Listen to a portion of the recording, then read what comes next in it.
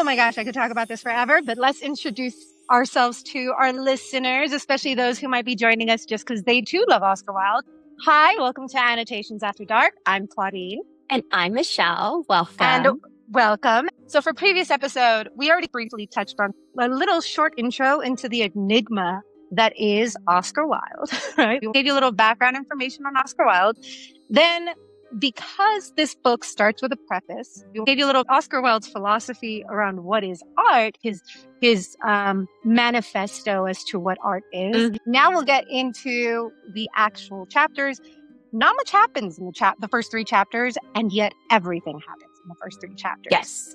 He sets up a lot of dominoes, but if you're paying close attention, he basically tells you the entire story within those three chapters. Does. So, and you know what? I was just going to say, let's very shortly talk about why we picked this novel. Oh, okay. The Picture of Dorian Gray, other than loving Oscar Wilde, and this being very much set in the Victorian Gothic genre. What do you think this book conveys? I think this book conveys, you got to think about that because it's so many different things. Let me just say what it means to me rather than from an academic standpoint. I like that. I think that like what Oscar Wilde and The Picture of Dorian Gray, I hadn't read this since I was in college. I reread it recently when we chose it for this. It stuck with me in college because of the turn of phrase, how witty he was. I thought he was wonderfully funny and cynical. But I was still a youth, right? So in my youthful hubris, I thought being witty and smart and just being able to do a clever turn of phrase and being cynical and not letting the world touch you was just the most wonderful thing. Now, I think the reason this book speaks to me so much is one, I completely understand what it feels like to swim in philosophy and be like, that makes sense. Wait, that makes sense. Wait, that makes sense. And they're all contradictory. Like, they're all contradictory ideas. And yet I'm fascinated by all of them. I think to me, it's like a little microcosm for me of trying to navigate a world that you don't quite understand, even as you understand it, that you don't like, even as you love it. It's the paradox. It's the complicated nature of art and what it means to us at different periods in our life, of what it reflects in ourselves, as well as what it reflects in the world. And I love Oscar Wilde for that, and especially The Picture of Dorian Gray, because underneath that low-key, puckish veneer of cynicism is my favorite person, someone who is actually behaving that way because they're hiding a true heart that really wants just things to be beautiful and good, and is frustrated that the world isn't that way. And I think that speaks to me. That speaks to how I see the world and how frustrated I get. And you know, to wrap it up humorously so that I'm laughing instead of crying. It's that sad clown, right? That makes you laugh. It's Baudelaire in the fair. That's so funny that you're saying that about this book. Because I know. 100%. Like, I understand where you get that because and just so everyone knows, Claudine is the philosophy, like, expert here. I've been not expert, a minor between the two of us. Yes, between the two of us, she's actually studied that.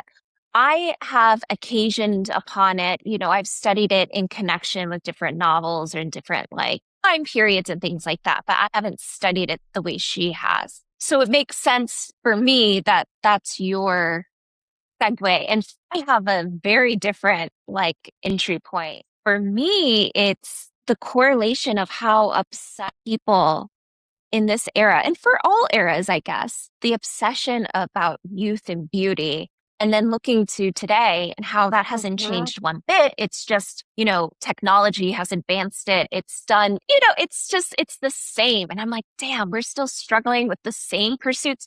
We haven't advanced much as a society. We're still preoccupied with the same things, which makes the novel timeless. When we talk about the dark corners of literature, what we like to discuss in this podcast, everything Claudine said is true.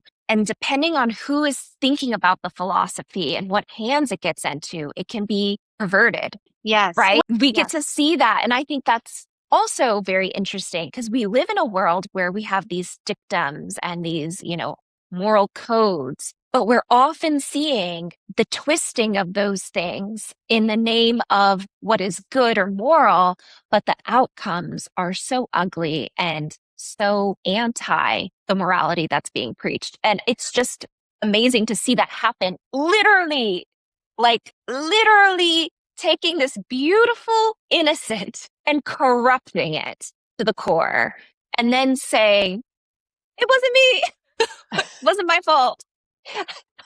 Yeah, Lord Harry. It's wonderful. Nothing to do with that.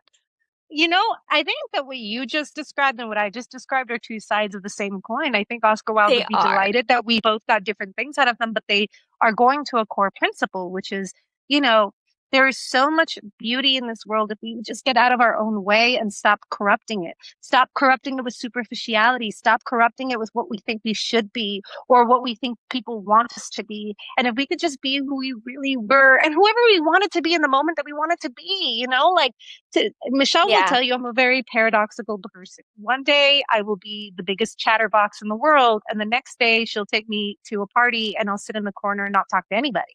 And it just you are like we are Yeah. different people at different times in different circumstances. And I think Oscar Wilde was kind of delighted with that. But let's get into Okay. all right. Let's get So into these introductory chapters. So, okay. Chapter 1 I titled Basil's Philosophy on Art and Harry's Philosophy on Cynicism.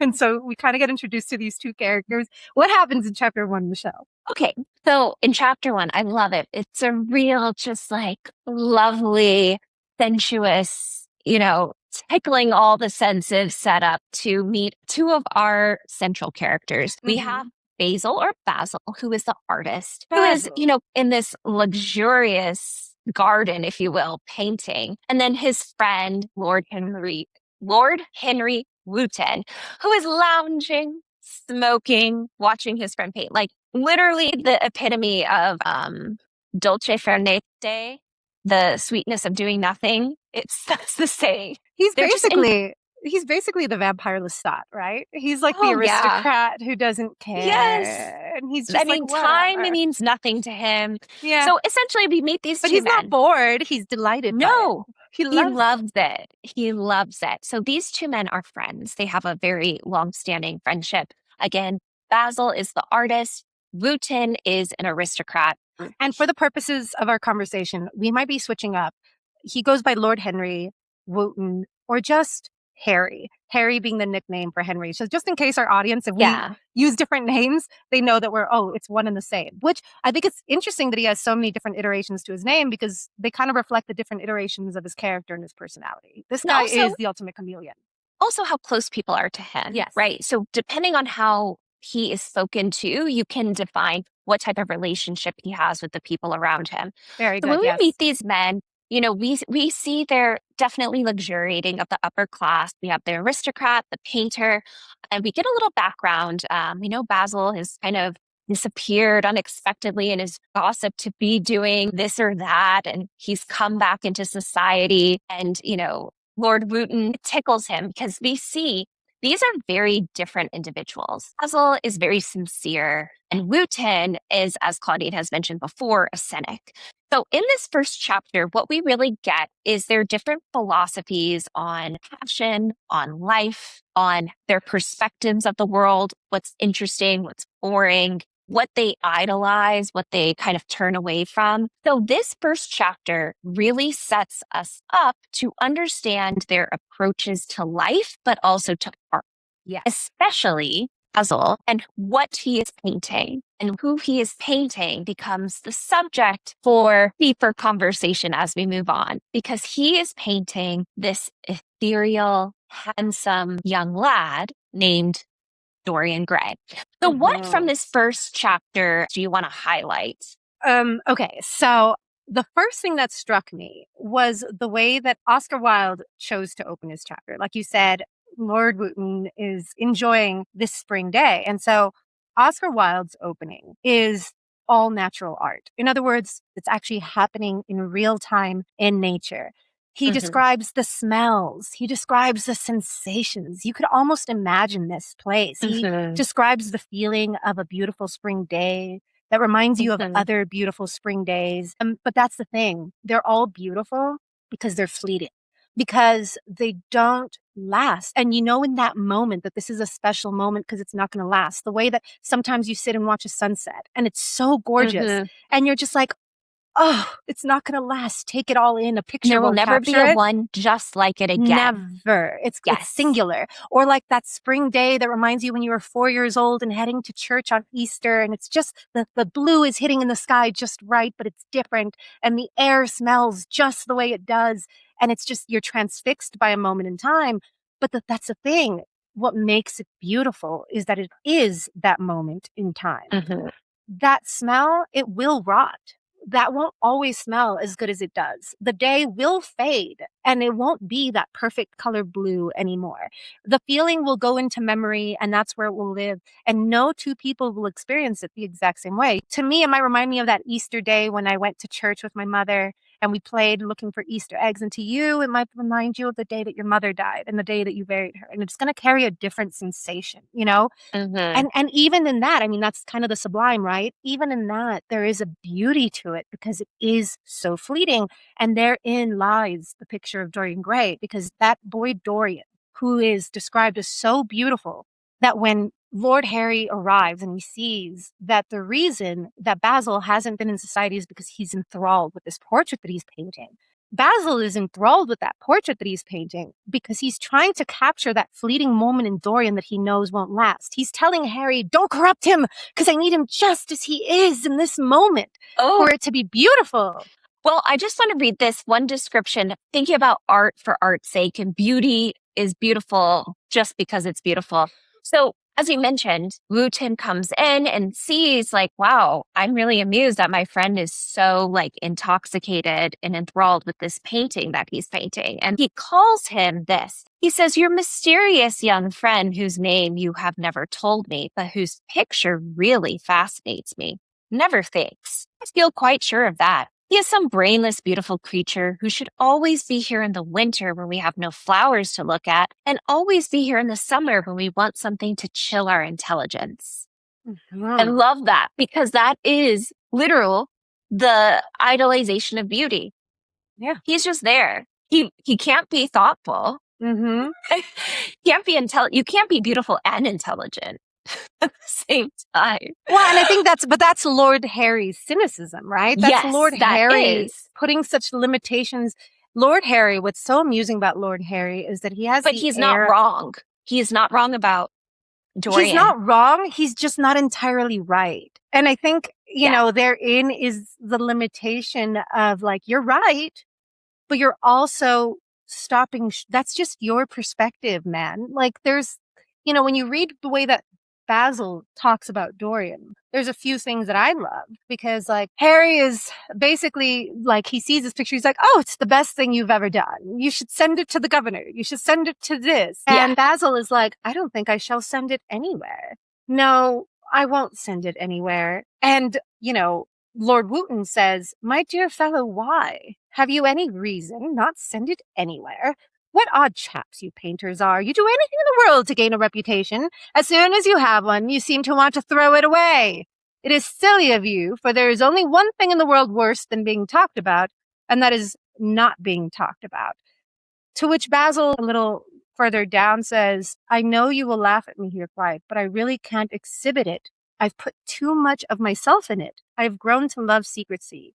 It seems to be the one thing that can make modern life mysterious or marvelous to us. The commonest thing is delightful if only one hides it. And I think, My gosh, isn't that true to now? yes, Everything well, I is think so online. It's like when you have something that's yours and you want to I keep it to don't yourself share and it. not share it, it feels Yeah. so special and romantic and like you're alive. Yes, and I think that that's what Oscar Wilde is trying to show about the 19th century that is so true about the 21st century. And the cynical in Harry is that he's saying, oh, we should always have something beautiful to look at, as if beauty is the end all be all. And when you read Oscar Wilde's philosophy on arts the first time, you think, oh, he agrees with Harry, obviously. We should always have something beautiful to look at. But he's more Basil, I would argue, than Harry, where he's like, yes, that's the only use of art is to be beautiful and interesting. But there's something more to it that you don't seem to understand. And that's why I can't share it. It's Hmm. speaking to my soul. It's not just pleasant to look at, it's moving me. And in response to that, so we see the kind of temperament and personality of Basil. Privacy gives him freedom. When everybody Mhm. knows everything, he feels restraint. Wooten is very enthralled by, oh, you want to keep a secret? Now I want to know even more. Like he wants to keep, meddling and needling, and not in a negative or, not in a malicious way, but he is one of those who is very intrigued by the gossip and who knows who and where they're from and the intersections, because he lives a life which is based on contradictions. Basil seems to me very straightforward. This is what he likes. This is how he comports himself. He is who he is. What you see is what you get with Basil. Wooten, on the other hand, has a lot of philosophies and dictums he likes to spew, but behind the scenes, he lives a very ordered and moral life, Yes. which I, which shows like with his whole ideas about like marriage and like, so he's married, he has a wife. He also pokes fun at like marriage and saying, oh, the best thing about marriage is that we lie to each other all the time. And yet Basil's like, you never do those things. Yeah. You are a wonderful husband. So it's really interesting. Like he has all of this like fun, witty things to say and these kind of controversial or ways about living, but he himself doesn't live that way. He finds himself very checked by morality and society's expectations. And this, I completely agree. And this is why I said, I believe that Lord Harry is who Oscar Wilde purports himself to be to society. Like, all his witticisms. I don't believe that Oscar Wilde believed half of the things he said, but I think he thought they were funny enough to say, like some kind of, you Yes, know, yeah. you know, like some kind of 19th century Mitch Hedberg. He just loved to see your reaction. But behind the scenes, who was he? We don't know. He was a family man. Like, who knows what his relationship was like, his wife? He was very private, right? But I think he's Hmm. also a lot like Basil. I think that there is a part of him that is very sincere, that really believes things, but he's not going to share that with just anyone. We get Right. Oscar Wilde. The people who know him best get Basil. And then I think the actress and Dorian Gray are his two ways of looking at art that make him a little uncomfortable. Like Dorian Hmm. Gray is, like I said, what tempts him, and the artist and then the actress is his insecurity, and they're constantly falling in and out of love with each other. And so from that perspective, like you said, for me, this is a very Freudian kind of book. And I think it's the reason he only ever wrote one novel. He's like, oh God, he's like, Basil, there's so much of myself in this. People are going to be able to see me, Yes, but in not very many pages. It's And not very amazing many what you can pages. put into your art and Yeah. it not have to take up space. So we continue with this, right? Getting to know these men, their relationships to one another, how they see art, the little quips, their pushback, which shows there's a real intimacy here. They're Uh-huh. comfortable with one another. They both understand each other's way of moving through the world. And one thing that we learn that Basil shares with us when it comes to Wooten is that he values chaos. Not that he is chaotic, but he likes when things get messy. He And does. he's happy to lead people into that mess. And that is one of the reasons that Basil chooses not to share who the subject of his portraiture is. He Yes. is trying to keep this to himself because he knows his friend is like going to do some things. Oh, he knows his friend enough. I mean, we all have that friend. He's always looking for trouble. He's always creating trouble. He's a good person, but he loves chaos. He loves, Oh, yeah. I mean, it's you know, fun. it is fun, It's entertaining. It but it keeps can things also be very interesting. corrupting. I think that the reason that Yes. Basil and Harry are such good friends is because Basil cannot be corrupted by Harry. He knows who Harry is, and he loves and appreciates who Harry is. And I love that Harry can explore any facet of his personality with Basil, but Basil is untouched by Harry. Basil is the kind of friend who's like, oh, shut up. You don't mean that. That's what I meant by the whole Yeah, when Harry met Sally exactly. thing. But I He's think like, that's too why they can be friends as well. Is yes, Harry can explore his thoughts, his personalities, and all of those things with mm-hmm, Basil. But Basil also knows he's not going to actually do those things. Or mm, if he is going to go explore that, he knows his friend is checked. Not Yes. only is he married, which is a sort of check, he is an aristocrat that comes from a very well-off, very historied family. Check. He has responsibilities, even though, he can lounge around and come and go as he pleases. Society keeps him in a, I don't want to say cage, because he's definitely not in a cage, but it definitely creates boundaries that he is not willing Yes. to transgress. Yeah. Yeah. So, with all of that being said, where do I There want are to two go? things. There are two things I What, wanted yeah, to bring up. give us two things that you want to mention. Yes, because besides that, so like we said, chapter 1 really sets us up with Basil and Harry. We know who these are. Dorian Gray hasn't appeared yet. He's just a picture at this point, and they're kind of using him as the symbol of art, if you will, and their lightning rod for all their conversations about art and philosophy, morality and ethics, yada yada. And it's a lot of fun. Like I said, it reminded me of the first scene in When Harry Met Sally, when Harry's like, I don't think men and women can be friends. And Sally's like, the hell are you talking about?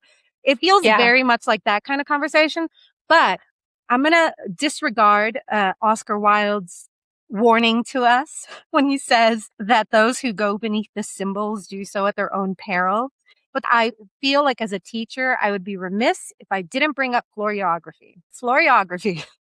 Michelle, do you know what Floriography is? No. So Floriography in the Victorian era Is this was about flower arrangements? it's about flowers and arrangements Okay. and what I they was like, symbolize.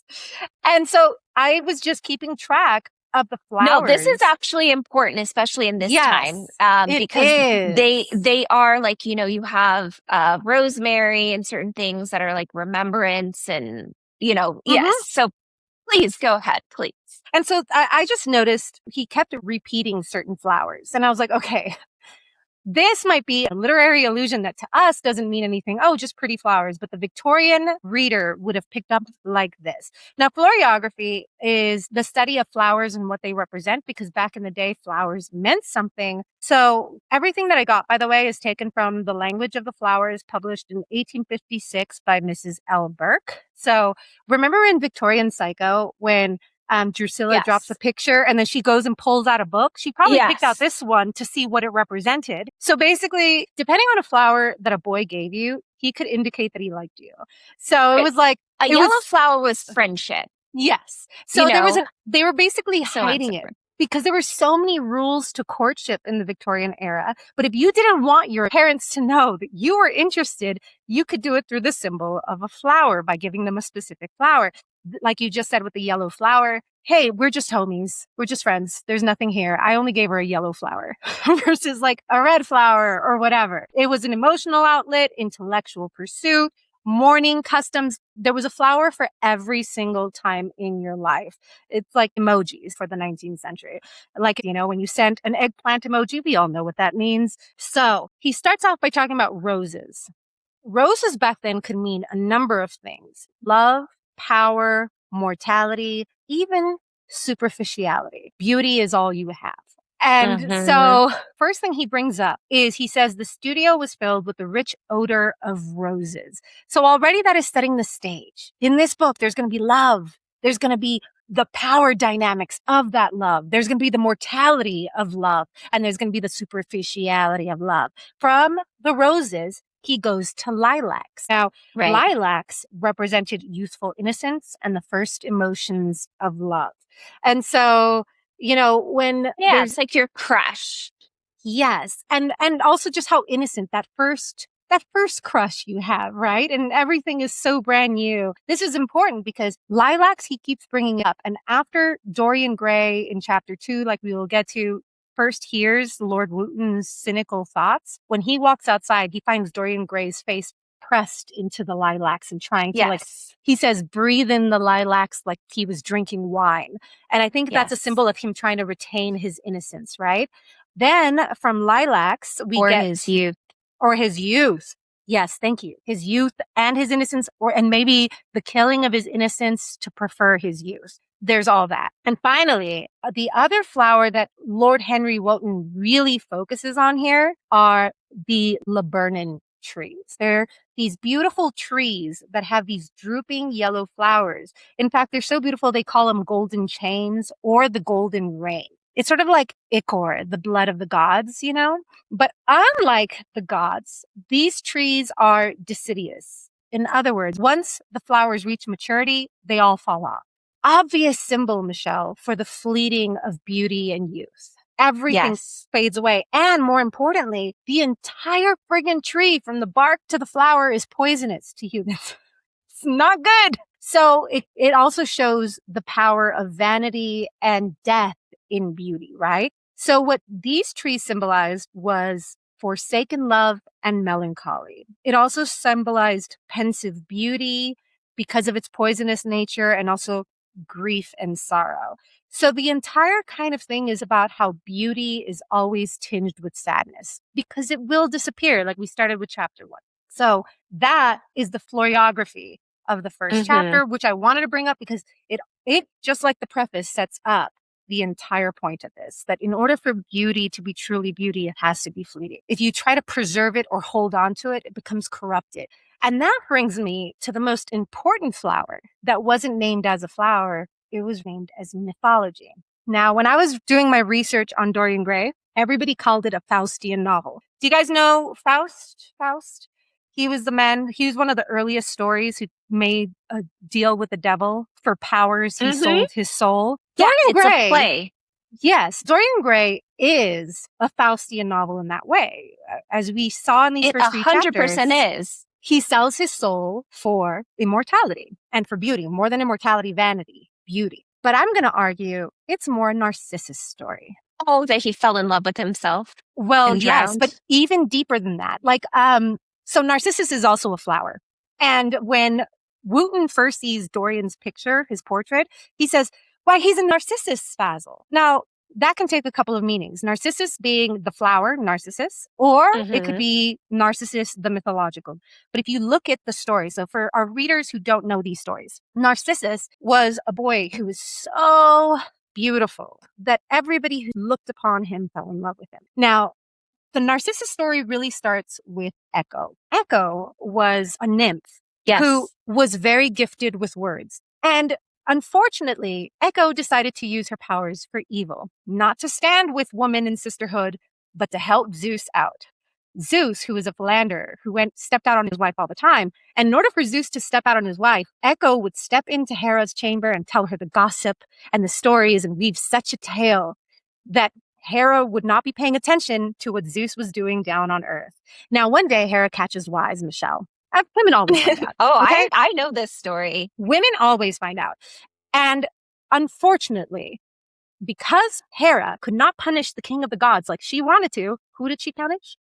Echo. And what she She did did was with all of the women. She all never the women. punished Zeus. Never Zeus, always the women. Ladies, don't be Hera. Punish your man. Leave the ladies alone. They're usually victims too. And Zeus's women were usually victims in the worst They way. pretty much all were. Yeah, Pretty much all of pretty them. much. So she punished Echo because Echo was so gifted with speech that all Echo could do was imitate the last words of what anyone ever said. You can see how Oscar Wilde would hate this, right? You can no Right? longer tell a story Right? and all you can do is imitate others. So Echo gets one day sent down to Earth, and she comes across Narcissus, the most beautiful man who is also just so vain that he doesn't care what he does to other people. He doesn't care how he affects other people. Men and women are falling in love with him left and right. He don't care.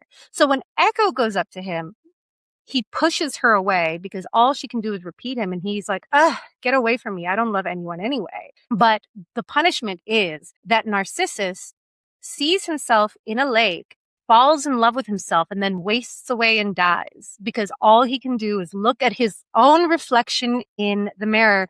But then he gets turned into a beautiful flower, right? Yes, my understanding of it was that she was in the pond and she was trying to get his attention.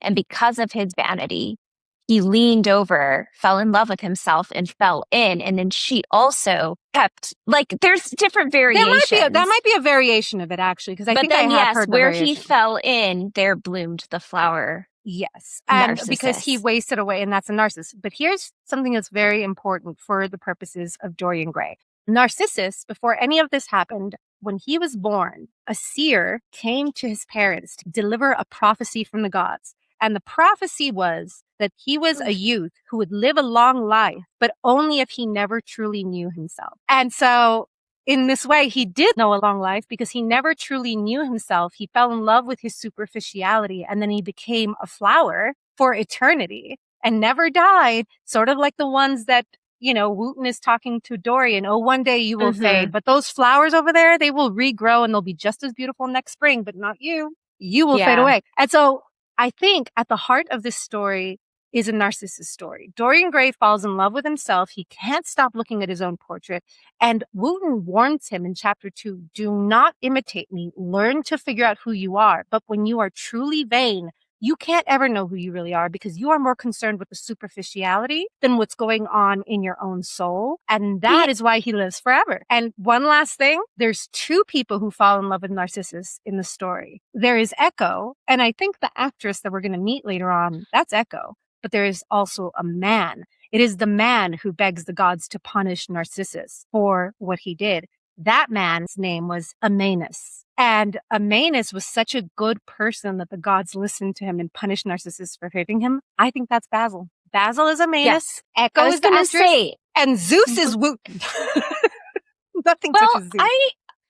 So we do at the end of chapter 1 do get this sense that Basil is in love in some respect. We don't know if it's a sexual love. There's definitely a romantic interest there, but that could also be because Dorian is his muse. So, you know, there's a lot of different angles that could go on, but he is definitely enamored with him. Exactly. And that's what I meant by that and I think that's what I mean by Dorian represents what Oscar Wilde is afraid of becoming enamored with the superficie, with this the beauty of things, and ending up like Amanus, dying because he is so in love with Narcissus and Narcissus doesn't even care. And that's the thing about Basil is that he's aware of his infatuation with him. He's very cognizant, which makes you feel like, okay, I can trust what this guy is saying. But we can trust what he's saying, but we also recognize he can't actually trust himself because even when he's delivered who Dorian is, literally right away, in his own words, Basil says, and now and then, however, he is horribly thoughtless and seems to take a real delight in giving me pain. He's already identified character flaws, which he's willing to overlook because of Dorian's youth and because of his beauty and how he feels about him. Just going like to what you were saying. Just like a mania. Just like that. But with that said, one of the things that Basil finds so beautiful about Dorian is his innocence. And like we know with children or people who are kind of unaware because they haven't lived in the real world, they haven't really had consequences to their actions because their actions might not be that horrific or, you know, naughty enough to deserve any real consequence. He kind of like a petulant child. That's how Dorian seems to be. Like he's thoughtless, just like children are. Like they're self-centered because that is their world right now. Yeah. But Basil wants to protect this innocence because it is something that makes him beautiful. And he knows Wooten with his charm. I think he has a silver tongue, right? Oh, He can say things and they take on a life of their own. He's very Luciferian in that way. He's very Luciferian. Yes, Milton's he Lucifer. is. But I think like the way that Wooten takes things and whispers and kind of like plays two sides, Wooten is doing that in a way as like a parlor game. Yes, it's a magic trick for him. He respects Basil and saying like, I'm not going to do anything. And yet when he talks and meets Dorian, he can't help but influence and exert some of his own charm just to see what happens. I mean, in some ways, that's, you know, Basil has his art, his ability to paint a portrait. Wooten has his art, and that's his ability to influence. And, you know, what I love about chapter 2, which let's get to that, like you said, I titled this one, The Corruption of Dorian Gray. Is it similar to yours? The corruption of innocence. Yes. And so, you know, we're getting right to it. If you guys have noticed, we are wasting no time getting into this. No. So, we've given you some background on chapter 1, which is basically Basil and Wooten, and they're discussing philosophy and art, and more importantly, Dorian Gray. But we haven't met Dorian Gray yet. And, we've talked about how he's a little bit of a Narcissus and all that, but in chapter 2, we finally meet Dorian Gray. Like, Wooten is about to leave, and Basil's like, see ya, because, he's like, I've got Dorian coming. I need Wooten to go. I can't have these two meet. Wooten's going to totally corrupt Dorian. But right then and there, Dorian shows up. And of course, no surprise to anyone, Harry is completely taken with the boy. Mm-hmm. So Basil does make a good attempt at being like, all right, Wooten, you gotta go, please. I've got to paint this boy. But Dorian, having just met Wooten, and more importantly, after listening to how witty and charming and just elegant Wooten is, dazzled by his cleverness, begs Basil to let Wooten stay because, oh my God, it's so boring to have you just paint me. You just have to sit here. Please let me be entertained by Wooten. So, Basil reluctantly allows Wooten to stay. And so while Basil is painting Dorian's portrait, Wooten is regaling both with his philosophies because, of course, Wooten just loves the sound of his own voice. But something interesting happens. Dorian's face starts coming alive as Wooten speaks, which I think is, symbolic of the influence that Wooten is slowly having over him. His face starts coming alive. Like all of a sudden he's just like, oh my God, I'm learning the truth of life for the first time. And so, Basil is so taken by the way Dorian looks, especially in the eyes, the windows to the soul, that he says, I'm almost finished with this portrait. I don't know what's come over you, Dorian. We all know what's come over Dorian, right? Mm-hmm. But he's like, I don't know what's come over you, Dorian, but you can go out into the garden with Wooten while I put on the finishing touches on this portrait. And so while they're out in the garden, Wooten starts sharing some more of his philosophy. Like the first philosophy he shares is, hey, listen, kid, you got to be your own person. Don't listen to me. But this time in the garden, away from Basil's ears, is when Wooten gives Dorian the damaging philosophy, which is he tells Dorian, so, Dorian, you're so beautiful, but that's going to fade. You're going to get old and ugly and gray, just like that flower over there. But unlike that flower over there, you're not going to come back. And it's just such a shame that you can't stay like that portrait in there forever. So remember when we were talking about the flowers and all that, that's basically that philosophy that, you're going to fade. And Dorian starts having a little bit of a panic attack. He's like, oh my God, I'm going to turn ugly. I don't want to be ugly. And so this is where Dorian gets the idea to sell his soul. He doesn't call him a devil, but he just goes, oh, if only I could stay as I am forever and let that portrait become old and ugly instead of the portrait staying beautiful forever and me getting old and ugly. And, it works. The devil accepts the bargain. He takes Dorian's soul. And now whatever happens to Dorian, whatever age happens to Dorian, it will happen to the portrait and not the physical being that is Dorian Gray. So if he cuts himself in the face, the scar will end up on the portrait. If he gets a wrinkle, it's going to happen to the portrait and not to him. And I mean, that's kind of awesome. This stuff is better than Botox. And so, yeah, in this way, we kind of see that Basil has the artistry to be able to capture Dorian's beauty on canvas, but Wooten has the ability to be an influence for Dorian and capture his attention. So in that way, Basil captures Dorian's soul on the portrait, Wooten captures Dorian's soul with his words, and the point is that Dorian's soul seems to be so cheap to Dorian that he's willing to trade it in for such superficiality. And that sets the stage for the events that are going to transpire here on out in the novel, now that Dorian has sold his soul for eternal youth, essentially. So you know what this is? You know what it really is? What Wooten is doing is introducing thoughts about life and society that he arrived to later. Yes. That he's giving Dorian access to now. Yes. Almost like having a mentor, right? Yes. And when you're mentoring them, it's the joy of seeing the evolution and who they become. Yes. Now, the problem is Wooten's influence, I would say, isn't necessarily bad. No. The problem is Dorian has no That's what I was about sense to of say. self. That's what I was about to say. Just like the narcissist, girl. Just like Narcissisto. I call him Narcissisto. I don't know why. I love it. No, that's exactly it. Like, no, he doesn't know who he is. But he has also no moral compass. He has no way of navigating his life, which is, it's not like this is a child. This is a man who is, I would say probably between 17 and 20 when I think about around there. Dorian. Yeah. He's right there. Yeah.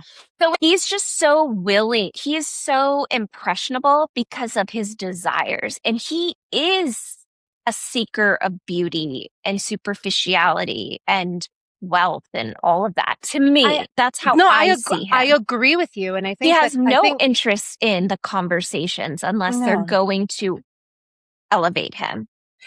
I think that Dorian Gray is exactly why Oscar Wilde wrote the preface about what true art is and what art isn't. And what Dorian is obsessed with art, but he doesn't understand it because he doesn't understand himself. Coming back to what the prophecy around Narcissus, the seer said he will live a long life, but only if he never truly knows himself. Dorian lives a long life, but he never truly knows himself. And that's why the influence by Wooten is so corrupting.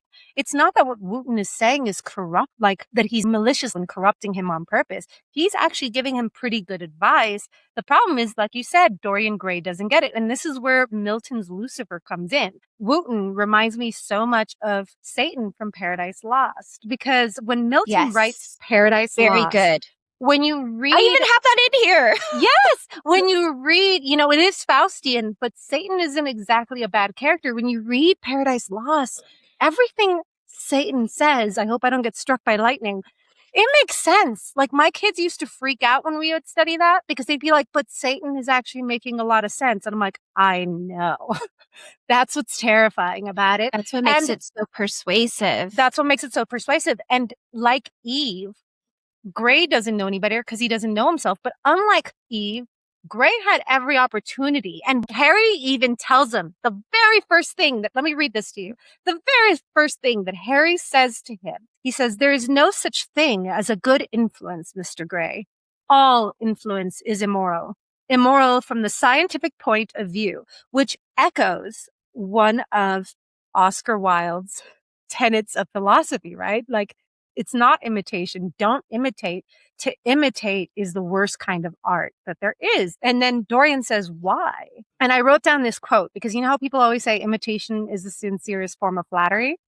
What is wildly attributed to Oscar Wilde, but he never actually said it, or at least there's no evidence of it, but it's in all of his works, is that imitation is the sincerest form of flattery, that mediocrity can pay to greatness. In other words, yeah, you can go ahead and imitate, but you will never be great on your own because imitation can never be great. It just imitates. Right.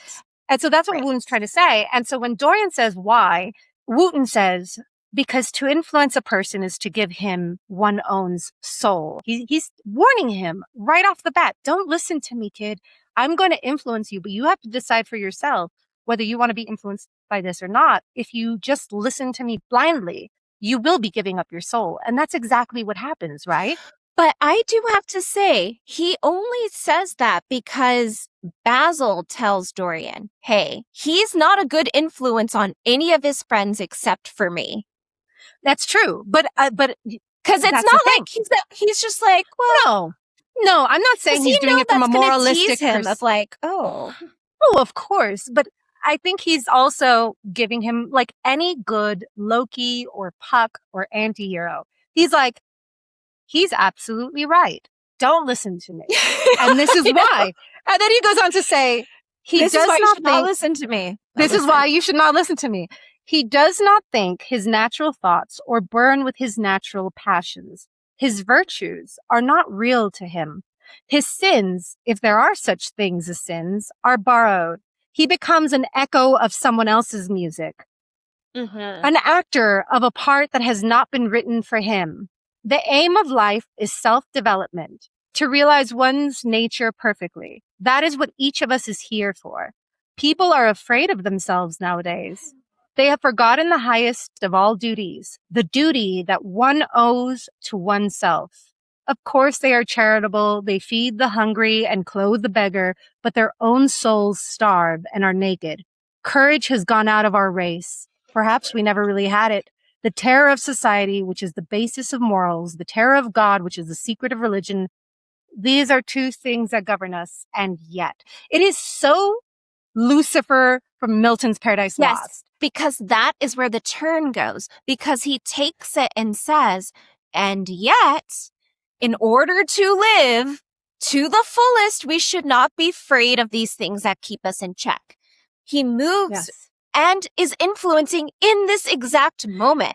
He is, but at the same time, it's like, but that's the thing is you can't live a life free of influence. Everything will influence you. But like Polonius says in Hamlet, to thine own self be true. If you need to know yourself, you need to take other people's influences. I feel like Oscar Wilde is constantly telling us, hey, listen, this is my philosophy. Take it or leave it. I think you should take it, but don't be influenced by me and then blame me for that, right? Lucifer's like, I never made them do anything they didn't want to do. I never made them sin. I just suggested it. I just reflected their own evil back at them and they said yes. So Wooten is like, Wooten is being very lawyer careful. Listen, I'm going to influence you, kid, and I'm telling you. But he's also, he lied to Basil because he said, I'm not going to do that. I'm not going to do it. Did he lie or did he just forget? Because he said, because Basil goes, he lied. I'm just saying, no, he said, Basil said, don't forget what I told you. And Wooten said, oh, I've already forgotten. And he said, I trust you. And you know what? Don't trust people then. Like, he can trust. That's the difference, though. Basil does trust Wooten because they have that kind of relationship. Right. But here's the thing. Here's what I would say. But Basil, why are you putting this on Wooten? It's Dorian. It's Dorian's responsibility. It's just the seduction that it was just the spark. He was predisposed to this anyway because Dorian is. I mean, there's so much to talk about. We need to keep going. I know we do. I was just like, right now when we were talking, I'm like, oh my God, this is like Satan and God with Job. And like, who are we going to influence? I think what he's not admitting to himself is he actually really knows the true disposition of Dorian and that just being influenced, like, okay, someone influenced you, go to the theater, you're saying crude things, like you're introduced to a level of society you wouldn't have normally been able to access, right? But he knows, I think he knows in his deepest of hearts that this beauty is only superficial. Yeah. I think he knows that Dorian is ugly on the inside. I think he does. Yeah. You know, I feel bad. Okay. Later down the line, because Wooten is checked by those things that he talks about, society and God. He is. And I think he does yearn for times where he didn't have those, you know, the devil and the angel on his shoulder, his conscience, that he explores, Janet Jackson reference, the pleasure principle. He does to a certain extent. But that was really a big thing of the hedonistic society. And that's really where he kind of centers on his philosophies is like, people should pursue what gives them pleasure. And if it gives you pleasure, there's nothing wrong with it, as long as you're not harming anyone else. But that changes. I agree with it too. If you're not impeding on someone else's, like if it's good for you, you're not hurting anybody else, generally, feel free. Enjoy your life. Like the ethical cannibal that we talked about. Ethical cannibalism, right? That's so funny. All right, keep going. But that's what Dorian he doesn't have any limitations. No. And so he takes these, and the one thing I thought was really great and shows you that, you know, yes, Basil is the artist of the paints and the canvas, and that Wooten is an artist of words and influence, is that he is able to speak to Dorian in a way that these ideas feel like his own ideas. Yes. They speak to his own desires. Just like we've had, I'm sure everybody here has had somebody, whether it's a coach, a teacher, a mentor of some kind, say something to you that spoke to your psyche. And you're like, yes, someone finally put into words what has been in my mind or what I couldn't articulate or quite get at, but that my heart and my brain has been circling around. That's what happens here. And in chapter 2, the thing that happens that helps to stir all of it together is Dorian finally gets to see the painting. So what is his reaction to the painting? Yes, because what you just said is 100% correct. Because the thing about Dorian, like you said, is that we've all been influenced by that teacher. I've been influenced by that teacher, and I'm sure that I've been that teacher to other students. Same as you. And I think that's why what we have that I think maybe Harry doesn't, which I can't fault him for. He's not a teacher, is that we're very cognizant of that power and we're very cognizant of the responsibility. So we're constantly trying to tell kids, listen, take it with a grain of salt. But at the same time, you know, a lot of the kids that I've come across, and as a student myself, there were times where I'd be listening to my teacher and I'd be like, I love this teacher, but I'm not quite sure I agree with that. Or I don't think that's actually true for me, but I can see how it's true for the world. Dorian doesn't have that ability because he doesn't ever explore anything deeply. So going to this portrait, he doesn't have empathy either. He doesn't. And I think that's why Lord Wooten doesn't mean to be a bad influence on him. I think he's trying to do good. I think that unlike Basil, Lord Wooten doesn't see the ugliness that's in Dorian Gray. No, because he hasn't spent the time with him. No, so he doesn't take it seriously. He doesn't take it seriously. He knows Basil. He's like, you're oversensitive. You just want to keep him from me. And Wooten sees him as like a pet project. Like, this is something to keep me entertained. He's like, share with keep Ty me occupied. Exactly. Like, look at my accessory. Look at what I've done, mother. And then it's just like how Ty becomes a monster after Cher starts influencing her because Ty has no personality that she can actually gauge this with. Wooten is a Cher for poor little Ty. Yes, you're absolutely right. And I think too, I think he finds himself influential.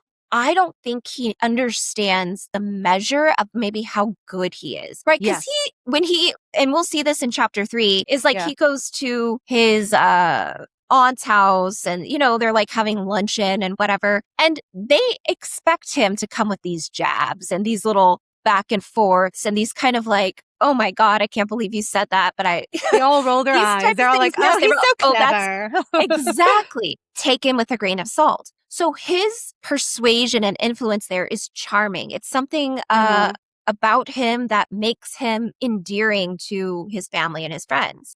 And because they all kind of like, that's just Wooten or that's just Harry, I don't think he understands how powerful his ideas are. Yeah, because nobody around him is going unchecked and kind of diving into the deep side of the pool the way Dorian does. Absolutely. And here's the thing, another thing for those of people who might be like, Lord Harry is such a bad influence. Lord Harry tells Dorian only 2 things. Dorian Gray only takes one of them to heart. The first one I read, don't be influenced by me. I'm a bad mamma jamma. I'm a bad mamma jamma. And you should really be true to yourself. And like, I'm going to tell you a lot of things, decide which are good and which, you know, you reject, is essentially what he's saying, right? The second says to Dorian Gray is, fading beauty and passing time. That's the worst thing that can happen in life. One, you're so beautiful right now, but it will fade and everything will go away. Now, if you read that again, it's quite possible what Harry is trying to tell him is, kid, you're in society. But what you really need to do is hone your brain because this society is rough and it won't always acquiesce to you because you won't always be beautiful. So you need to learn to be interesting. But all Dorian heard was, you will fade and that's so sad. And that becomes his obsession. That's the ugliness in him. Because then he sees his picture and it becomes a reality. We all kind of have these moments where our morality is checked. Whether it's and our vanity too. Our vanity too. Gosh. I look at myself in the mirror and I'm like, my face didn't used to do that. And it's like, girl, you're aging. Like, and that's what you were going to say. Natural process. I mean, and the thing is, he becomes obsessed with that thought because he sees the painting and as every second ticks, he's like, I will never be that way anymore. Like that is it. Frozen in time, me, and something I can never achieve again. And he becomes jealous. He's just like Narcissus. He falls in love with the portrait of himself. And I think it's really fascinating that it's not a mirror. So he's not looking at himself. He's looking at what someone else sees him as, right? If we're really thinking about the art, this is why I think Basil was like, I can't put it up anywhere because it's going to reveal a truth about Basil and how he feels about his subject, relating back to Oscar Wilde, whatever predilections or, sexuality he had, it's revealing. And I think Dorian is ignorant to that. He's ignorant to, this is not you. This is someone's understanding and interpretation of Beautiful. you. Yes, absolutely. And he becomes like totally obsessed. He does. And this, you brought up something, Michelle, that I think that we need to circle back on because chapter 3 will be fast. There's not a lot that happens. Chapter 3 is the family history. But it's the family history. But here's the real central tenet of the novel that I think attaches itself to our own world. You texted me the other day and you're like, you know what is fascinating about this book is what it reveals about us in the modern world, which is what we started this podcast with, which is what is beauty? What is the aesthetic? And these days, because we have so much social media and PR and TikTok, and when we look at the 19th century, that was the beginning of that kind of PR machine that Oscar Wilde was really good at. And when we look at Dorian Gray in terms of our society now, it is very telling. I feel like a lot of us have become Dorian Grayed by the society that keeps us wanting. You got grade. Yeah, you got grade. Like, so for example, what is beauty in the modern world? Well, we talked about Instagram face and plastic surgery. And for a long time, I'm just going to say it. We grew up with a certain kind of pretty privilege. I understand that I've grown up with some pretty privilege myself. And now I'm aging and it's fading, right? And so what Lord Wooten was saying hit home because I was like, I know, I'm noticing my jowls. And I know you become just parts of your face because it's gonna fade. I'm gonna get wrinkles. This is all gonna go away. It doesn't last. And I think in a world where we're constantly reflected upon ourselves, like Dorian Gray in that portrait, where I can see myself right now as I'm talking and it's very distracting. I put up Instagram stories and I try to find my best angle. I try to get the best lighting, the best filter. You're constantly creating these masks. We're almost ashamed of aging. We have a youth that is so obsessed with youth these days that like everything is chuggy and they're afraid to live. It is kind of sad. And I think that Dorian Gray is probably the most important book for our current generation of youth to read because they're falling into this trap, right? And the worst part is that their youth and their beauty is the youth that is abusing their own youth. And it's like, oh my God, what is that saying? And for the youth is wasted on the young because it's you're so consumed with being young, you're missing out on being young. Being young. And for what? On your beautiful face, on like changing, that's the whole point. There's a fear of aging and a youth obsession. But do you want to know why they keep us obsessed with youth and why they keep us obsessed with anti-aging and everything? It's because I remember my friend had a 35-year-old birthday, and his 35-year-old birthday was, I am no longer in the consumer demographic. He was celebrating or lamenting, exiting that 35-year-old, I am no longer interesting to the base because I think the most profitable age is from 14 to 35 when they're selling you products. So the whole world revolves around your youth and your age because they're trying to sell you something and you are the most malleable. You are the most, just like Wooten with Gray, you are the easiest to manipulate. Once you get into your 40s, listen, I am still lamenting the fact that I'm aging. Every day I tell Adam, like, maybe some plastic surgery, maybe some Botox. And he just rolls his eyes at me. But the truth is, like, good man, Adam. I know, but we live in this world where we are obsessed with youth culture. We are obsessed with staying young, with being so beautiful all the time. We're almost embarrassed for anything else. But at the same time, when someone is trying to sell me a product, I'm like, oh, that's BS. Like, no, I don't need that. Yeah. And with age I know it's cliche, but with age does come wisdom. And Wooten is trying to be like, hey, Gray, let me save you some trouble. And he ends up just like all the good seers of mythology of yore. He becomes the thing that creates the prophecy. Like, Don't tell him about his youth, He man. stirred the pot. He stirred the pot. And let's go with this, because this connecting our contemporary obsessions with the obsessions of beauty and art. Mm-hmm. Let's get to the bargain. This is your Faustian moment. This tells you exactly where this novel is headed. So upon seeing this painting and falling in love with Basil's interpretation of himself, Dorian says this: "How sad it is," murmured Dorian Gray with his eyes still fixed upon his own portrait. "How sad it is. I shall grow old and horrible and dreadful, but this picture will remain always young. It will never be older than this particular day of June. If it were only the other way, if it were I who was always to be young and the picture that was to grow old, for that I would give everything. Yes, there is nothing in the whole world I would not give. I would give my soul for that."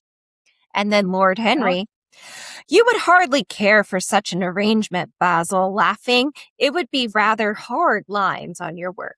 So all of that to say, Yeah. all of that to say, I wonder if this realization of his own youth and mortality hadn't been identified by Harry Wooten, if Dorian would have come to this at a later time, if he would have just, been like, "Oh, that's an awesome painting."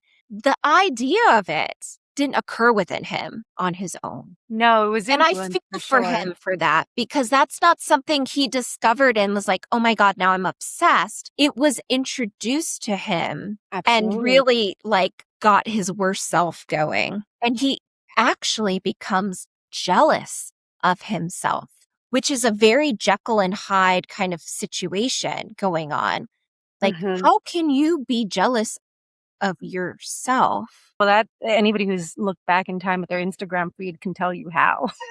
Well, yeah, but that's looking back in That's time, exactly it. not Yes. in the moment. And then that shows that we're starting to fragment here. There is a difference between these two. Dorian is a character, and now the portrait is becoming its own character. They are not Gothic of the same. duality. Yes. Gothic duality. And yes, I think that that's an important point to bring up. And when you say, well, I wonder if you would have come to it, maybe eventually, just like we do with our Instagram feeds, when you look at a picture of yourself and then you look at yourself in the mirror and you go, "Oh man." Oh. But is it enough to sell my soul over? Because essentially what you just read was Yes. Dorian Gray selling his soul. That was his Faustian wish. Let it happen to him. It's sort of like Orwell, 1984. Let it happen to her, not to me.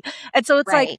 and I'm sorry to mix my novels here, but for those of you who not read 1984, mute me now, because I'm going to give a Orwell. huge spoiler to the novel. But at the end of 1984, the whole thing that Julie and Winston had was their love for each other. And they were like, the government can never tear us apart as long as we have this love for each other, right? Well, until he gets met with his biggest fear. For Winston, it was rats. For Dorian Gray, it's aging and the loss of his beauty and youth.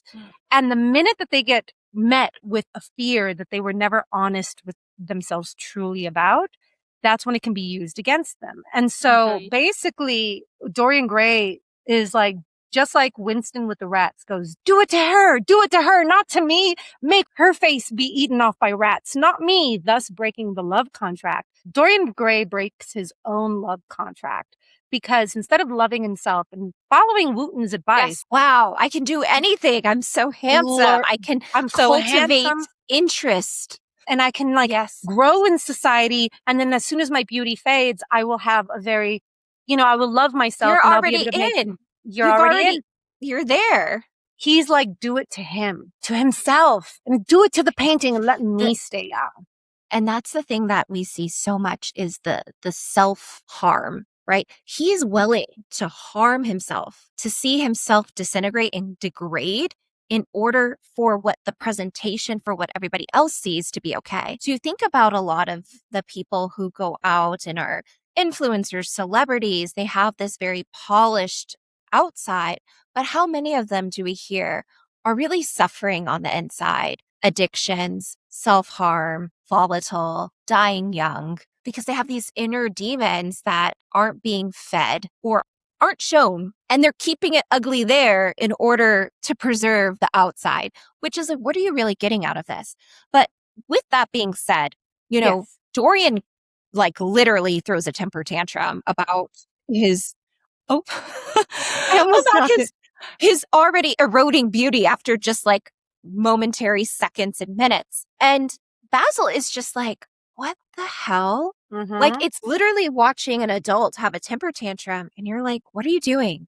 What is this? And it really disturbs Basil, and he blames it on Wooten. He's like, see, look at what you did. This is your fault. And this is his reply that I love so much. He goes, this is your doing, Harry, said the painter bitterly. Lord Henry shrugged his shoulders. It is the real Dorian Gray. That is all. That's it. That reality check, man. I mean, and that's the thing is like yeah, Jesus Christ. At the end of the day, and it's easier said than done, you have to learn to love yourself, man. You have to. You know, there's a lot of things about myself that I hate. A lot, okay? I'm probably my own worst critic. We all are And our own I'm worst sure we critics. all are, right? And I have anxiety over it.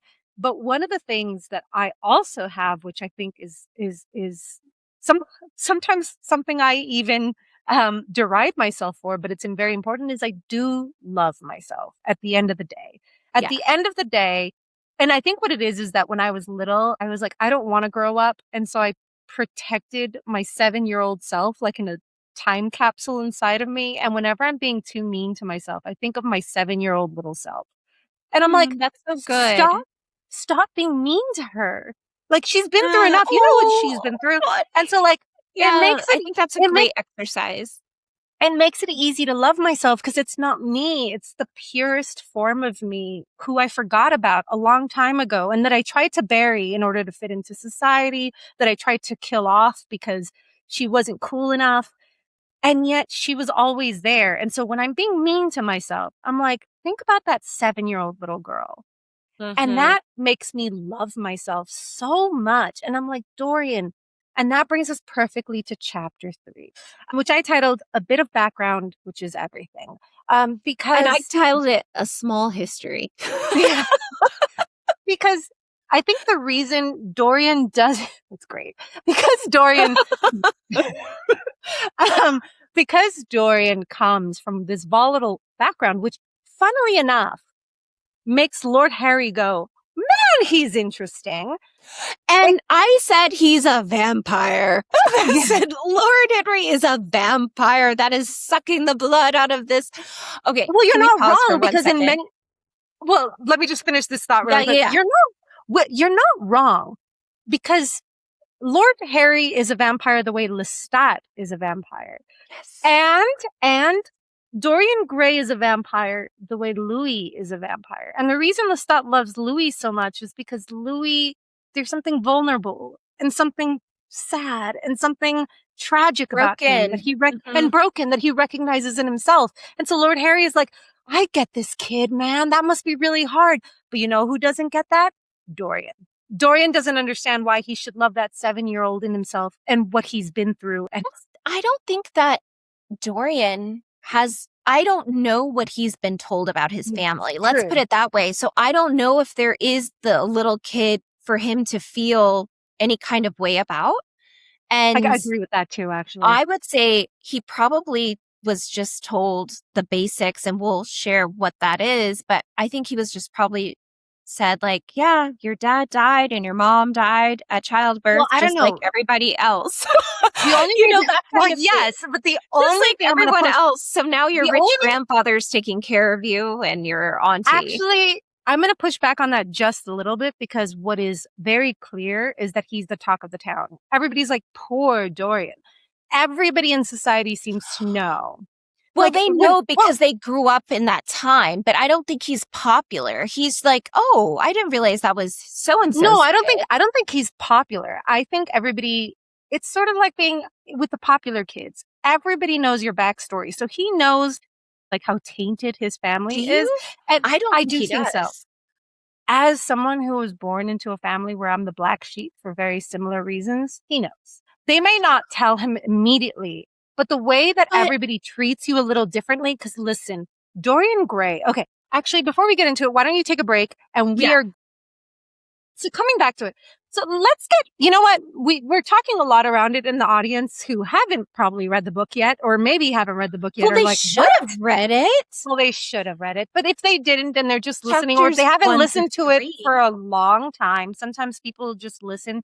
The point is, just in case, we're talking a lot about this, but let's tell people what we found out in chapter 3. So what did we find Okay. out about Dorian Yeah. Gray in chapter 3? And then we'll come back to our discussion about it. Okay. We get a whole, like, and I don't think this is necessarily very important. We get a lot of Wooten's background. I don't think we need to digest Oh, or, no, you not know, Woolen's background, Dorian yeah, Gray's yeah. background. Who cares We about get a lot Woolen? of Wooten's background so we can understand his side of the family and why they know the information they know about Dorian's family. I think that just kind of sets up like what society looks like, That's how true. they interact with one another, what the social structure is at the time. And we And also at find the- out that we also oh, find out yeah. that a lot of his family, like you said earlier, just to remind the audience, they're all a little cynical. They're all a little funny. They're Yes. all a little witty. And so for them, this is just a fun little repertoire. It's Yes. not supposed to actually influence you. You take what you can, like a buffet, and Right. you leave what you don't. And it's all good.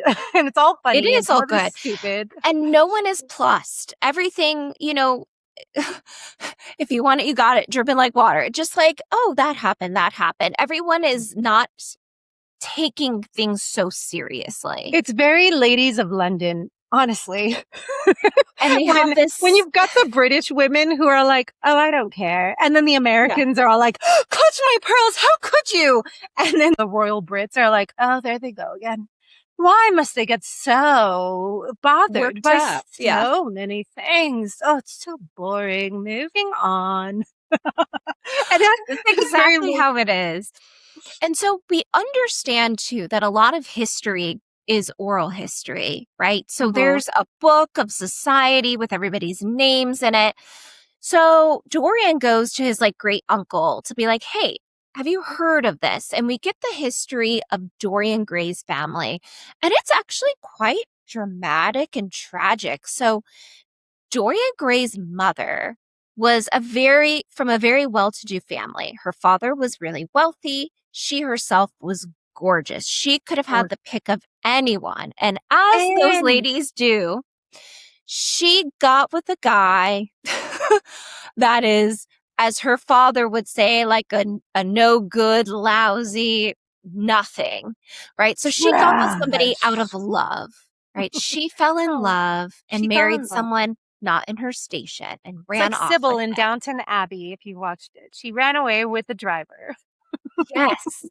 So they have this passionate but brief marriage because lo and behold, he is was he a soldier? They say, like, that's a thing they gloss on it. They're like, he's a soldier, a footman, something. Yeah, he was a footman, a soldier of some sort. And so what Very low happens ranking. is, yes, but honorable, like, you know, he's out Yes. there serving his country, doing what he needs to do to get by. Mm-hmm. So lo and behold, the woman's father hires somebody to pick a fight with her husband. I know. And it really was just to basically rough him up. So he would rethink and basically kind of leave her. He was trying to split them apart. Oh, But really? I thought that there was a duel and it was well, that's the thing. The guy was only supposed to rough him up and be like, hey, oh. so and so wants you to know what's coming for you, kind of scare him off a bit. But the guy took it a step further and actually killed him. So the father hires the murderer of his daughter's husband. So he comes down Yeah. and he basically like scoops her up and is like, oh my God, this terrible thing. And she knows it. I don't She know knows. how she knows it, but she A knows woman in always her knows. heart that, you know, her father was behind this. So she doesn't speak to him, even though she comes back home and is with the family. We also know she's pregnant with Dorian. Mm-hmm. She gives birth to Dorian and she soon dies later. I think when he's young, he's not, it doesn't seem like childbirth. I kind of thought it was when he was younger. And we don't know how she dies, but I thought the intimation was that she might have hurt herself, or I would have to I read it don't again. know. I wasn't clear on that either, whether it was suicide or was it in childbirth. They keep it very vague purposefully. But that's the thing is Yes. like, when it comes to society, they're not going to give you all the juicy tidbits. They're going to give you what you need to know, and you can infer the rest. That's how gossip starts, darling. Mm-hmm. And so But with anyway, that being said, yeah. he comes from this very tragic upbringing. But the good thing for Dorian is that he does have an attachment to society. We don't know how involved he is with his grandfather. Um, the grandfather should be holding money for him because the daughter, I think her name was Margaret Devereaux. Yes, the Devereaux. That's Sure. Dorian's mom's name. Cool. Oh, yeah, I think you're right. You're right. You're right. She I had think. money and wealth. So with her passing, it would go to him. So essentially, he's just kind of on the outskirts. He was taken care of by someone in the family. And we don't know that relationship between grandfather and grandson. But anyway, so Wooten just thinks this is fascinating. It makes Oh, Dorian yeah. that much more interesting. Not only is he Well, beautiful, but this beauty was born out of a tragic, passionate love affair with sex and murder and betrayal. And like, wow, what a wonderful background for such an interesting character such as Dorian, who really and isn't yet that interesting. he's not that interesting. That's the thing. He's not an interesting person, which is why he's so vain, because all he has Yeah. is his beauty. And if you don't cultivate anything else, like we've already talked about, this fades, and all And you're he's left not with even is what you tapping have. into his own family history. You know, he's not like, oh, yeah, guys, you know what makes me interesting is I come from this. He doesn't. And that's why I said, I don't know if he knows. I think he knows that there's like a checkered past, but the I fact that think, he's so like empty I think, behind the eyes. yes. I don't know how it affects him. I don't know about anything like that. What I would wager to guess, just based on my own storied past and based on how society works. I've said this before. Latin American society and British society like are very similar in certain ways. Money does not buy you access to society in Latin America, just like it doesn't buy you access to society in Great Britain. And everybody knows your business, but nobody really talks about your business in front of you. However, there are ways you know. Mm-hmm. The way that people get quiet when you walk into a room. Yes. The way that you're treated just a little bit differently from your cousins and everybody else Yeah. who was born the right way. For our listeners, I was born a bastard, which in a fairly respectable and Catholic upbringing, not great, especially back when I was born. But I don't care about it. I kind of am of the opinion of Lord Harry. I'm like, that's kind of what makes me interesting. But Yeah. you know, It but lends some color, right? yes.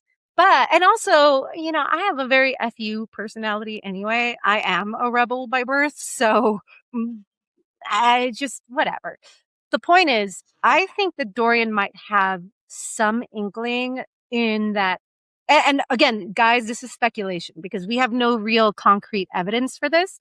But I would, what it makes me wonder, at least. I don't know if this is true for Dorian. It does make me wonder if the only thing he ever got praised for was his beauty, was how gorgeous he was, but then the whispers and the fact that he's not quite of respectable society. And in Mm-hmm. Great Britain, if you are of a certain social class, that is everything. And those little slights are everything. He seems embarrassed that he forgot something with another. So, okay. Dorian Gray forgets to go to Harry's aunt's duet or something. And he's so embarrassed and he knows that they're all mad at him and he takes it really harshly. And Harry's like, Well, oh, he whatever. imagines that they're mad at Yeah, him. He exactly. And doesn't Harry's know like, that. oh, whatever, I'll fix it. But just the fact that he imagines it tells me that he's attuned to society very strictly in a way that Harry doesn't have to be, and even Basil doesn't have to be because they are accepted. Whereas I think Dorian is still trying to kind of. Well, yes, That's what and I that's wonder. I wonder if that's why he's so superficial. Like, this is the one thing he's always been praised for, and everything else he hates about himself because he, I don't think he hates anything about himself. I or think not hates about himself, but just like he's vapid. He doesn't pay attention to it. yeah, and I think that's because he sees this shiny object and he thinks he's deserving of being in that space. And I don't know if it actually has to do with because, oh, I've been taken aback. I think he's one of those like, people have told me I should be this, Mm-hmm. therefore I should. It's not Hmm. because, oh, I agree with that, I have the actually. qualifications or whatever. It's like, I agree with oh, that. Yeah. you're a natural athlete. So then it's like, oh, well, then I should be in the NFL. Yeah. And I it's agree not with that. because that's kind of how I see him. No, I agree Um, with that. but with that, we get this history. And this is where I was saying that I think Wooten is a vampire. He's a predator. He intentionally is like, wow, he himself is seduced by this story and what he could potentially shape Dorian to be and how that is seductive to him of how he Mm-hmm. can mold and meld Dorian. And I put Yeah. here, I said, is Wooten a predator? And I was like, oh my God, I don't remember thinking that when I first read this, but that Wait, was new to me. It might can you have, read but that quote again? it just really seemed like he objectifies Dorian. And the quote I have here that really encapsulates it is he would seek to dominate him, had already, indeed, half done so. He would make that wonderful spirit his own. There was something fascinating in this son of love and death. And I was like, oh my God, they're so vampiric and predatory of you. I mean, yes, predatory. I think, like all rich people, he's a little bored, and I think that the influence is so attractive to influence someone so young and so beautiful is something that Harry can't ignore. It's something that he's drawn to, like moth to a flame. And I'm going to bring this back to Mhm. what I said about Harry representing Oscar Wilde and Dorian representing what Oscar Wilde feared most in his temptation. Maybe even remember that when he was writing this, he had just met Lord Douglas. And Lord Douglas was a young, beautiful man that he couldn't resist, that he basically threw his entire life away for. Yeah. So, I mean, in many ways, predatory and maybe not able to resist the temptation of what Dorian Gray represented. And you know what? I I think it's that called, word I, to dominate where I was no, like, yes, of course, oh, to dominate. like, I think, yes, of course. There is that quote that Oscar Wilde has. So the whole thing about dominance, right? Oscar Wilde has this quote where he says, everything in the world is about sex except sex. Sex is yes, about power. And yes, so I I mean, think that's that's what he means exactly what by, I thought. yeah, I'm thinking I think about a that's what he means by dog. dominate. Yes. Yeah, that's I think what I'm that's, thinking of. I'm thinking about a dog, I, even just like this is my house has yes. nothing to do with procreation, has nothing to do with anything Yeah. of the sort. It's just saying this is mine.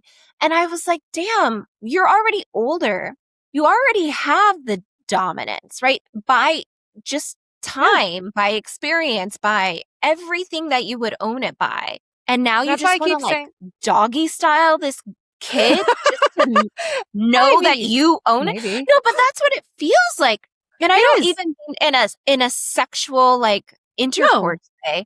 But what I mean is like, why do you have to get him like that when you already know, you already saw, but now you want to take it to the nth degree? Yeah. I And to think, me, I was like, Wooten, what does that tell me about you? I do agree. He's bored. mhm. But I'm like, there's something seductive about him, about this kind of power that he doesn't have over his wife, that he doesn't have around his society because they all check him. And I Well, was I like, think, oh, okay. well, like I said before, I think that this kind of influence is Wooten's artistry.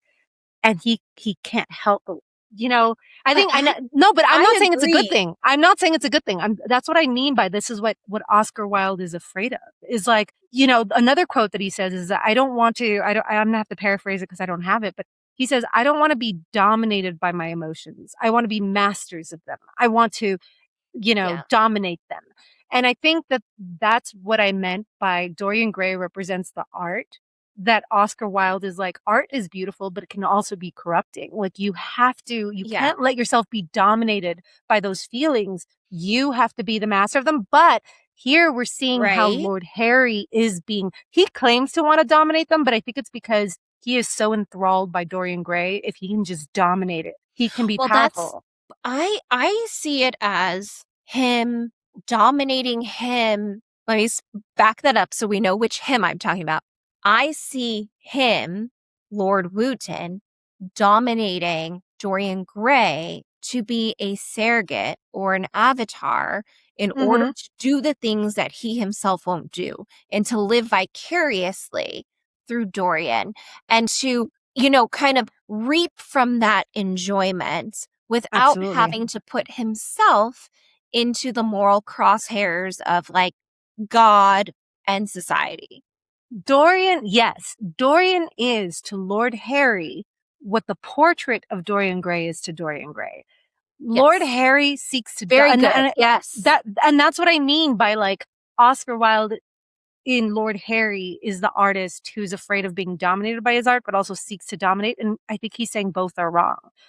I think that, art should never be dominated. And I also don't think you should be dominated by it. I think emotions should never dominate you, and you should also never seek to dominate them. I Mm-hmm. think dominate power, that is the problem because art should just breathe on its own. It should never be Yes. dominated. It should never be, and I think that's what I mean by It that. And I shouldn't think, belong to anybody either. And that's the yes. idea of possession, Yes. the And I possession think of that, portrait. Who yes. owns it? Because that's a central conversation in the first three chapters. Who owns Mm-hmm. this portrait? And I think it's very important that Basil says from the get-go, oh, it was Dorian's before I even started it. The only person who Right. can say who it is, because that's his self, right? I don't own it, you don't own it, and you can't buy it unless Dorian agrees to it. And so when Yes. Lord Harry is like, I want to dominate it, I want to own it, I think it's important that Oscar Wilde made Lord Harry be of the upper class, be a socialite, be But it of that. also requires, when we're thinking about it, in order to dominate, someone has to submit. And Yes. Dorian does not do anything but submit. He says, Yes. take it all. Bear hug me all you want. Like that, Yeah. there's no like, okay, we're gonna fight and Yeah. struggle and you overcame me. He said, I am an open book. I am a receptacle. I am a vessel for you. Now, Yes. I think what's going to be really interesting is what happens when Lord Wooten has had his fun Yeah. I think we're and going to where see that that leaves and Dorian. We will see that. And we will see honestly, that. like I kind of I stopped reading ahead a little bit because I was like, okay, let me parse this out. So I don't remember all the things that happen. I do, So but only I'm because I read the excited. entire book, but now I I'm reading it know. again little Well, by it's little. nice that our Yeah. roles flipped a little bit. But in essence, that is the That's the whole of first three chapters. chapter 3. And at the end of chapter 3, I think the one meaningful thing to note is that there is like a little tug of war happening with Dorian. Basil says like, "Hey, you're not going to forget to come see me, right?" Oh, yeah. And Dorian is like, "Oh, but I really want to go to dinner, to the play, or to the theater with Wooten." And Wooten's like, "Do what you like." And so you feel this pull and tug. And Basil's like, "I will wait for you if you say you're going to come," essentially. And he knows he already lost. He Well, knows this kind is of. a competition. I think he knew. I think he No, already, no, I agree with you I'll on that. give you the out. I can't, So the seduction of Wooten, but the only thing okay. I completely agree with you. I'm just going to help fix the timeline a little bit. In chapter 2 is when Basil tells Dorian Gray, come meet me. And Dorian Gray promises. And he's like, you won't forget. Mhm. He's like, I won't forget. Chapter 3, we find out that Dorian Gray has been at this dinner party the entire time. Funnily enough, he hasn't said a peep. The entire dinner party. I forgot when I was rereading it, I forgot Dorian Gray was supposed to be there Yeah, I forgot he was there too. until it says Lord Henry laughed and rose. I'm going to the park, he cried. As he was passing out the door, Dorian Gray touched him on the arm. Let me come with you, he murmured. But I thought you had promised Basil Hallward to go and see him, answered Lord Henry. So And already, again, why the full name? Why does he say, are there other Basils that he could be referring to who's supposed to visit? I could like, why? I'm not, I'm not quite sure. I'm like, is he with the other members of his family at this point? I can't remember. Is he at the dinner party at this point? Lord Harry.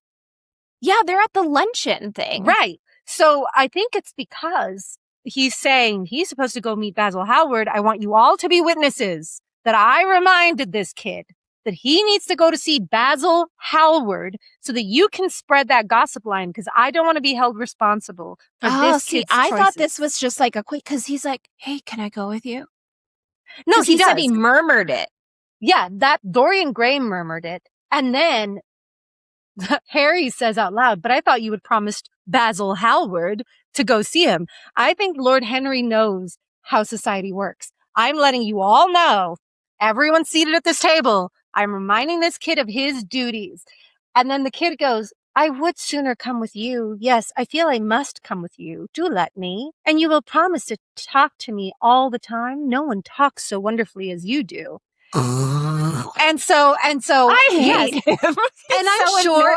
And I'm sure that's exactly what Harry is like thinking too. And like, let me be Lord Woolton. Yes. I have done quite enough. I have talked quite enough for today, said Lord Henry, smiling. All I want to do now is to look at life. You may come and look at it with me if you care to. Yeah. It's like, you don't need to come. I'm not going to talk. I'm not a monkey to entertain you. But if you want to come along, you can. But I think Harry, Harry just don't care, man. He's not trying to be good. He's not trying to be bad. He's just trying to Harry.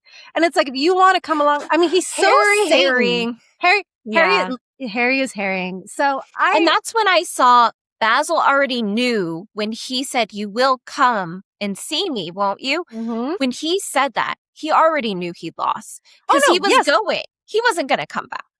No, look at the end of chapter 2. It literally says, hold on, let me get this real quick.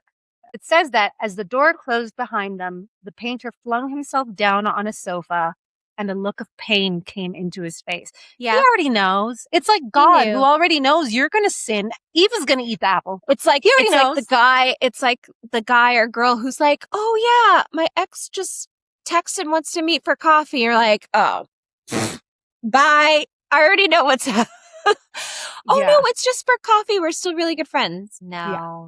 We know that story. We know that story. And so I think we'll end the episode there. This was like, honestly, Michelle, this was such a fun conversation because it was really good. I could talk about these characters for hours. Like Oscar Wilde, this is the only novel he ever wrote, but it's so full of philosophy and just psychology.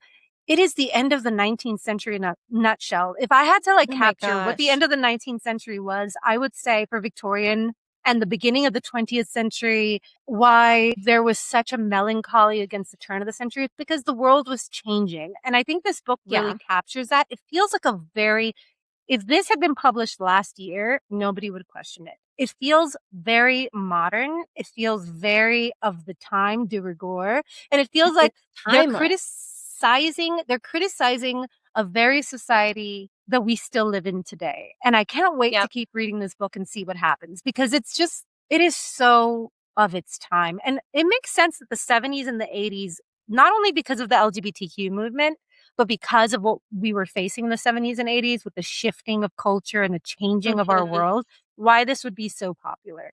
Because we are, even today, still living in the rift of a changing society and what we will become. And we're still in the throes of that, and we're battling for our soul. And there is no better story for battling your soul in the 21st century than Dorian Gray.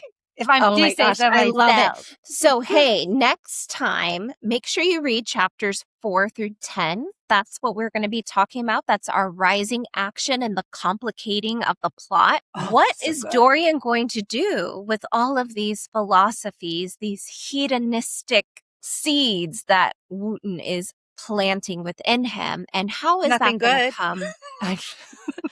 It might be good for a little bit, but it's definitely going to take a turn. As all things do. So thank you for joining us today. Yes, and remember, the best annotations, Claudine, happen after dark. Enjoy your fear because sometimes it is fear that can manipulate us the worst. And if you face your fear and if you learn from it, you can control that little demon. And actually You might use be it to your okay. benefit. You might You be might okay. be all right. You know, the problem with Dorian Gray is that he was afraid of aging and he hid and ran from it. And we are going to see in the next chapters what happens because he did not enjoy his fear. Enjoy your fear, people. The best way out is through. And that's true for anxiety too. Bye, guys. Bye. I love you so much. All right.